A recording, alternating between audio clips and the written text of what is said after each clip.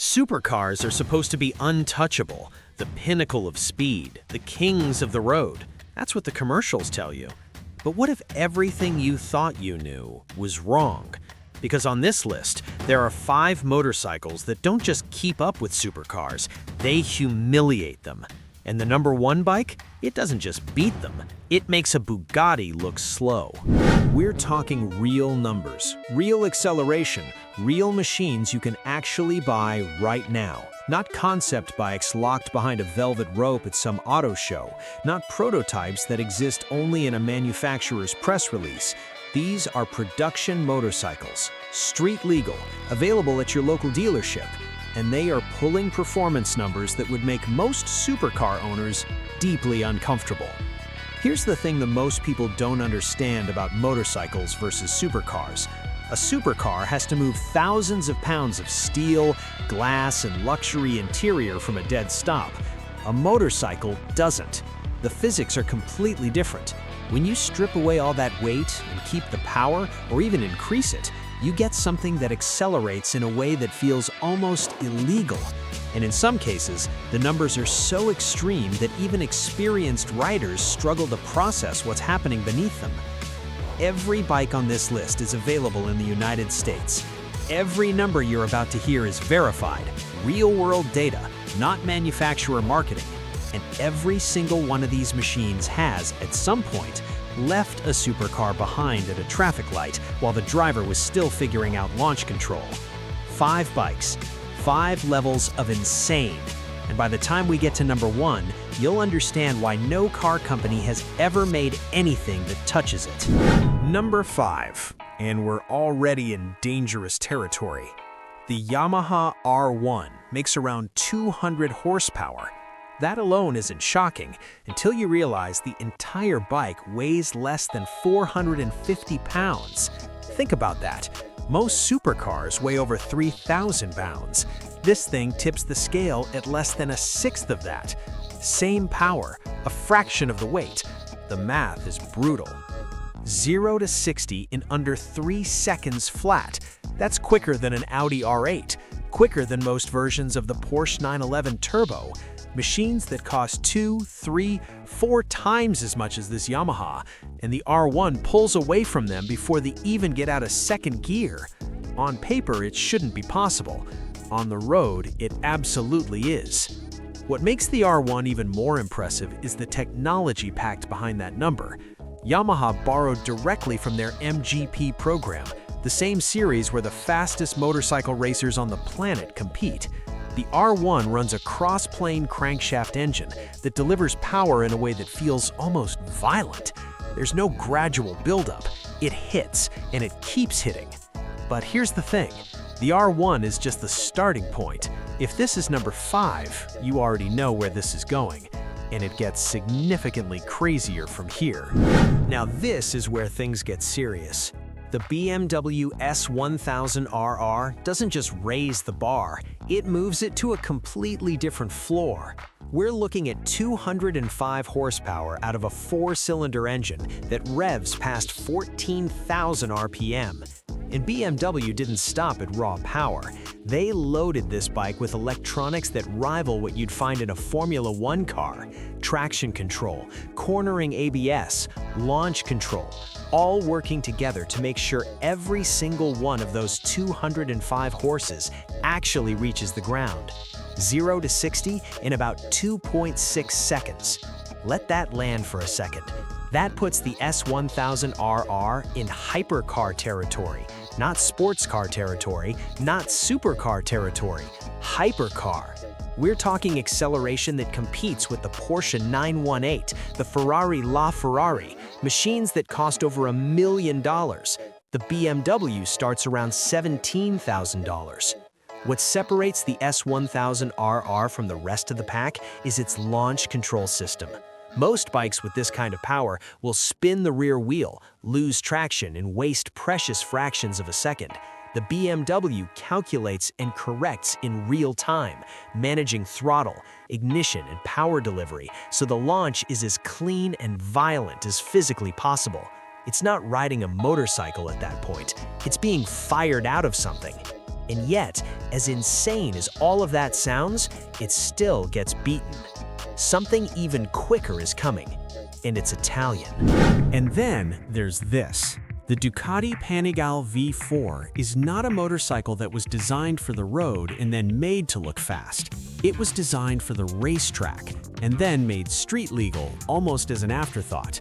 Over 210 horsepower, a top speed that pushes past 190 miles per hour, and an engine that Ducati pulled directly from their MotoGP Superbike program, the Desmo Sedici Stradale V4.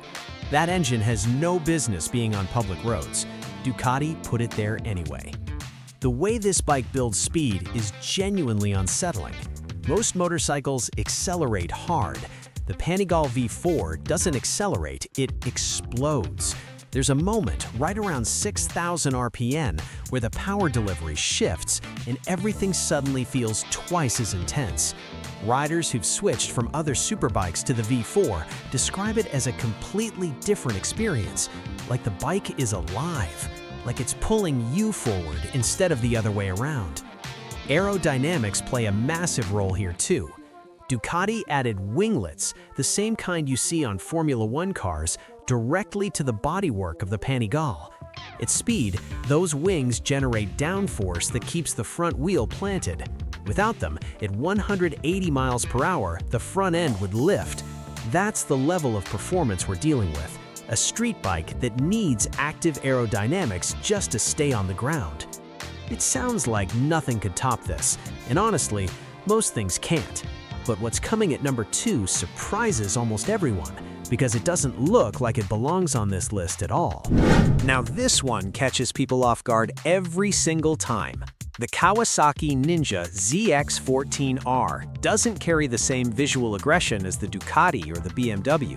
It's bigger, it's heavier, it doesn't have winglets or race-derived electronics. On the surface, it looks like a sport touring bike, something you'd take on a long highway ride, not something you'd line up against supercars. That appearance is deeply, dangerously misleading. Under that bodywork sits a 1,441cc inline-4 engine producing around 200 horsepower with a torque figure that none of the other bikes on this list can match. And torque is what wins straight-line races. 0 to 60 in around 2.5 seconds, quarter mile in about 9.7 seconds. Those numbers put it ahead of the Lamborghini Huracan, the Ferrari F8, and almost every McLaren currently in production. Street price for the ZX-14R sits around $15,000.